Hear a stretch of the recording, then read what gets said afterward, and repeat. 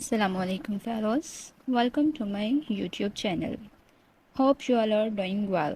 I'm your host and I have made this YouTube channel for you all to provide authentic lectures. Very firstly, I will discuss literature and its genres. तो दोस्तों, genres discuss करने से पहले हम देखेंगे literature क्या है। What is literature? इसके बेसिक मीनिंग की तरफ आएँ तो literature comes from the Latin word लिटरेरा that means use of letters in writing. हम लेटर्स का यूज़ करके जो भी राइटिंग करते हैं वो देती है लिटरेरा का मीनिंग। तो सिंपली हम ये कह सकते हैं कि knowledge acquired from reading books. हम बुक्स पढ़ के न्यूज़पेपर्स आर्टिकल्स पढ़ के जो भी नॉलेज गेन करते हैं वो लिटरेरा के मीनिंग में आती है। ठीक है, come to the definition. What is definition of literature? Anything in written or spoken form is called literature. But कोई भी रिटन और स्पोकन चीज़ लिटरेचर नहीं हो सकती। अगर हम न्यूज़पेपर्स देखें, आर्टिकल्स देखें, पम्फलेट्स देखें तो इसमें बहुत सी चीज़ें लिखी होती हैं, लेकिन ये लिटरेचर नहीं होता। हम लिटरेचर की मीनिंग, लिटरेचर की डेफिनेशन को डीपली देखें तो लिटरेचर हम उस वर्क को कह सकते हैं जो हमें डीप मीनिंग दे किसी भी चीज़ का। हमें वो पढ़ के ब्यूटीफुल इमेजिनेशंस, हम अपनी इस वर्ल्डली फेक वर्ल्ड से निकल के एक खूबसूरत दुनिया में चले जाएं, वो होगा लिटरेचर। और बेसिकली कि जो हमारी सोसाइटी में कंट्रीब्यूट करे। टाइम टू टाइम लिटरेचर की डेफिनेशन में थोड़ा बहुत चेंज आता रहता है। अगर हम थोड़ा पिछले पास्ट टाइम में जाके देखेंगे तो हमें पता चलेगा कि लिटरेचर जस्ट फॉर इंटरटेनमेंट पढ़ा जाता था। इंटरटेनमेंट के अलावा इसका कोई और सोर्स नहीं था। लेकिन अगर आज की दुनिया में देखा जाए तो लिटरेचर को हम यूज़ करते हैं पढ़ने के लिए, अपने डेली लाइफ में यूज़ करने के लिए, हम अपनी अर्निंग के लिए, हम बच्चों को, स्टूडेंट्स को यूनिवर्सिटीज़ में पढ़ाते हैं। ये एक बेसिक सब्जेक्ट, तो अब ये कंट्रीब्यूट कर रहा है हमारी सोसाइटी में। तो अगर थोड़ा सा आगे जाके देखें फ्यूचर में थोड़े टाइम बाद, तो हो सकता है कि लिटरेचर की डेफिनेशन में एडिशन हो और इसमें काफ़ी ज़्यादा चेंजेस आएँ, तो इस तरह भी लिटरेचर की डेफिनेशन भी बदल जाएगी। Let's move on. Next is purpose of literature. Literature हम पढ़ते ही क्यों हैं? Basically it's for entertainment. जब हम उसकी पोइट्री, वर्सेस, ड्रामास पढ़ेंगे तो ऑब्वियस सी बात है हम अम्यूज़ फील करेंगे। उसके अलावा हमारी इमेजिनेशन, क्रिएटिविटी, लिटरेचर का एक वक्त पढ़ने से हमारी इमेजिनेशंस में जो इन्हेंसमेंट आती है वही इसका बेसिक पर्पस है। और इमोशनल कनेक्शन बिटवीन पर्सनस, हम इंडिविजुअल टू इंडिविजुअल कनेक्शन कह सकते हैं इसका, हमारे नेचर के साथ कनेक्शन कह सकते हैं इसका, हमारे गॉड के साथ कनेक्शन कह सकते हैं, any type of connection. The next is human experience. So human experience, जब एक पोइट कोई पोइट्री लिखता है, कोई एक नॉवेलिस्ट कोई नॉवेल लिखता है, तो नॉन फिक्शनल में जाके देखा जाए तो वो ह्यूमन एक्सपीरियंसेस ही लिखता है, चाहे वो पर्सनल एक्सपीरियंस हो या सोसाइटी की तरफ से एक्सपीरियंस हो। उसके बाद आ जाएंगे सोशल इश्यूज़। बेसिक सी बात है, जब एक्सपीरियंस की बात आएगी तो उसमें सोशल इश्यूज़ लिखे जाएंगे। हिस्टोरिकल कॉन्टेक्स्ट में अगर देखा जाए तो हमें लिटरेचर की हिस्ट्रीज़ के बारे में पता चलता है। और अगर लास्ट में देखा जाए एकेडमिक स्टडी, तो ये हमारे लिटरेचर का बेसिक पर्पस है। Genres of literature. Here we will discuss genres of literature.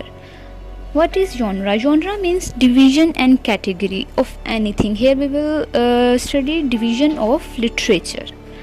So, literature is divided into poetry, drama, fiction, non-fiction and criticism. सबसे पहले हम बात कर लेते हैं पोइट्री पे। Poetry is an artistic writing of imaginations or emotions with a proper meaning, sound and rhythm. It is a flow of someone's writing. So poetry is divided into objective and subjective. Objective हम कह सकते हैं ये impersonal होती है, मतलब कि society से रिलेटेड हम कह सकते हैं, हम अपनी पर्सनल चीज़ कुछ नहीं लिख सकते इसमें।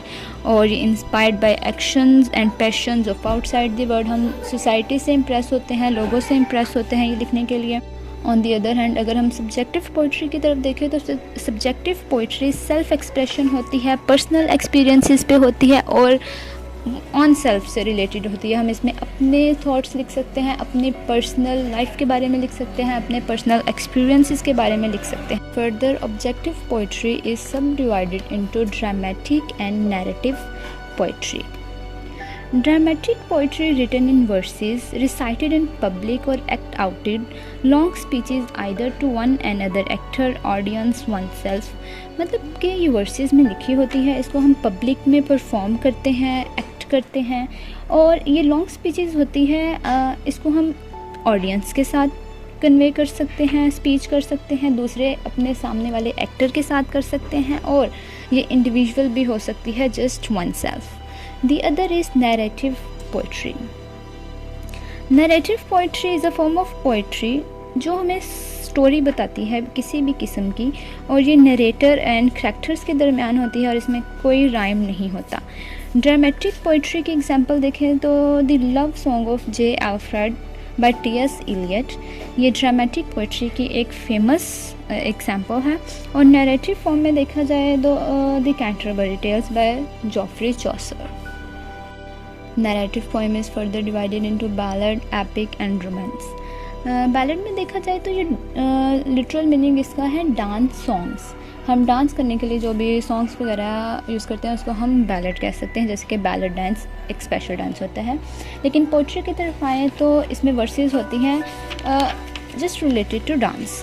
So it has characters, dialogues and actions like. The next is epic narrative poetry.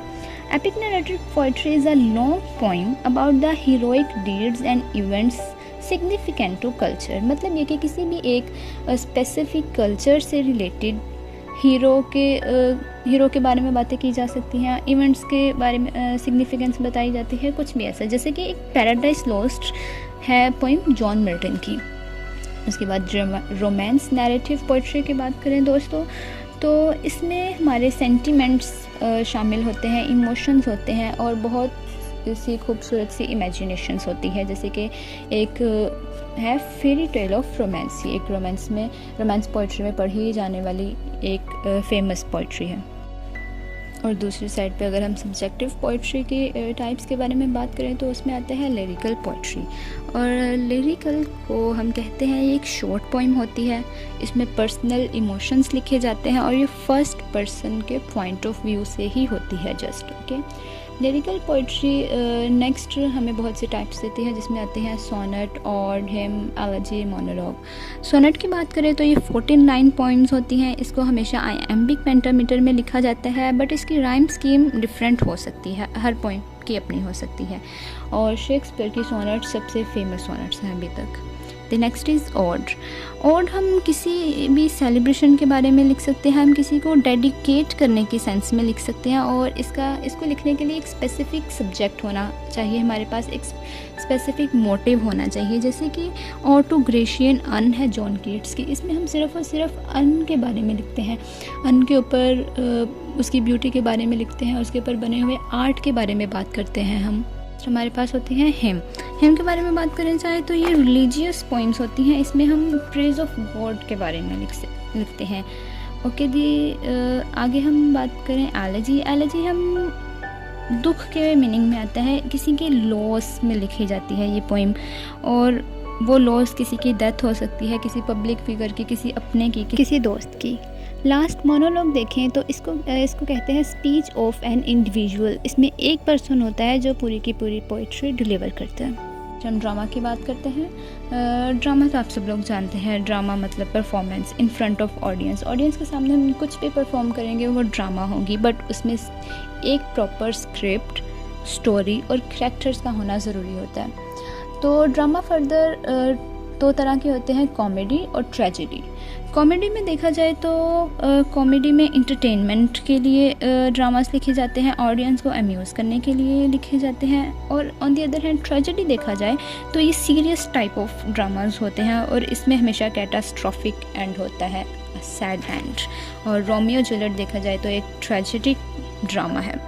Okay, comedy next हमें किस तरह के ड्रामास देती हैं, वो है comedy of humour, comedy of manners, restoration comedy and romantic comedy.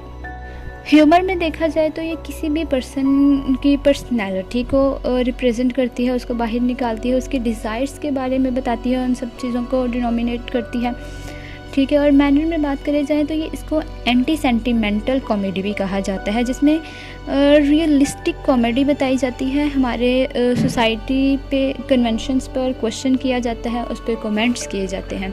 और आगे अगर रिस्टोरेशन कॉमेडी की बात करी जाए तो ये 1660 से लेके 1710 तक का जो इरा था उसको हम रिस्टोरेशन इरा कहते हैं, जिसमें चार्ल्स टू ने अपना वो क्राउन वापस हासिल किया था। तो उसके दरमियान जो भी ड्रामास लिखे जाते थे हम उसको रिस्टोरेशन कॉमेडी कहते हैं, और वो होती थी मैरिजेस के बारे में, गेम ऑफ लव के बारे में। और अगर रोमांटिक कॉमेडी की बात की जाए तो इसमें ऐसा होता है कि जो दो करैक्टर्स होते हैं वो फॉल इन लव, दैन फिर उसमें face obstacles, separate but at least reunite in and. और ये मिड 19 के कॉमेडी रोमांटिक ड्रामाज सबसे फेमस ड्रामाज हैं। ऑन दी अदर हैंड अगर ट्रेजेडी ड्रामास के बारे में बात की जाए तो इसमें हीरोइक ट्रेजेडीज़ आती हैं, रिवेंज ट्रेजेडी, सीनिक इन ट्रेजेडी और ट्रेजी कॉमेडी ड्रामास देखे जाते हैं। हीरोइक ट्रेजेडी की बात करें तो ये भी रिस्टोरेशन पीरियड के स्टार्टिंग में लिखे जाने वाले ड्रामास थे, और इसमें एक हीरो के क्वालिटीज़ के बारे में ही बात की जाती थी, उसी के बारे में सारे ड्रामास लिखे जाते थे। और रिवेंज ट्रेजेडी के बारे में बात की जाए तो इसमें जो मेन मोटिव होता था वो किसी से रिवेंज लेना होता था, किसी से बदला लेना होता था।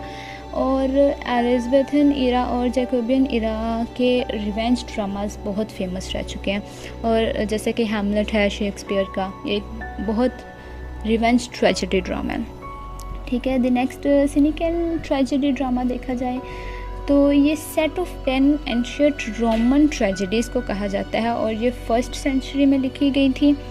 और इसमें हम सुपर नेचुरल एलिमेंट्स के बारे में जिक्र किया जाता है, इसमें बहुत जो है ना वो सुपर नेचुरल चीज़ों के बारे में बताया जाता है। और इस 16th सेंचुरी में दोबारा डिस्कवर की गई थी, रीडिस्कवर की गई थी आफ्टर 1st सेंचुरी, ओके। और फिर उसके बाद एलिज़ाबेथन ट्रेजेडी और नियो क्लासिकल ट्रेजेडी जो थी वो सीनिकन ट्रेजेडी से बहुत इन्फ्लुएंस थी, ठीक है। आगे बात करेंगे ट्रेजी कॉमेडी की। ट्रेजेडी कॉमेडी का मतलब भी आप देख सकते हैं, इसमें ट्रेजिक भी है और कॉमेडी, मतलब ये कि इसमें दोनों एलिमेंट्स पाए जाते हैं, ट्रेजेडी भी और कॉमेडी भी। किसी भी चीज़ में एक सैड और मिसहैप के बाद कोई भी हैप्पी एंडिंग ट्रेजिक कॉमेडी होगी। Moving to the next is fiction के बारे में बात की जाए तो समथिंग इमेजिनरी, मतलब कि जो हम इमेजिनेशन में करते हैं, जो हम खुद अपनी फिक्शनल स्टोरी लिख डालते हैं जो कि रियलिटी से बिल्कुल ऑपोजिट होती है और हमारे रियल वर्ल्ड से बिल्कुल भी रिलेटेड नहीं होती। अगर आप लोग देखें तो आपने हैरी पॉटर सीरीज़ देखी होंगी जो कि एक फ़िक्शनल नावल है, जिसको एक नावल लिखा गया था J.K. रॉलिंग का, और उसको बाद में उन्होंने सीरीज़ में कन्वर्ट किया और चलाया गया, उसको हम फ़िक्शनल नावल कह सकते हैं।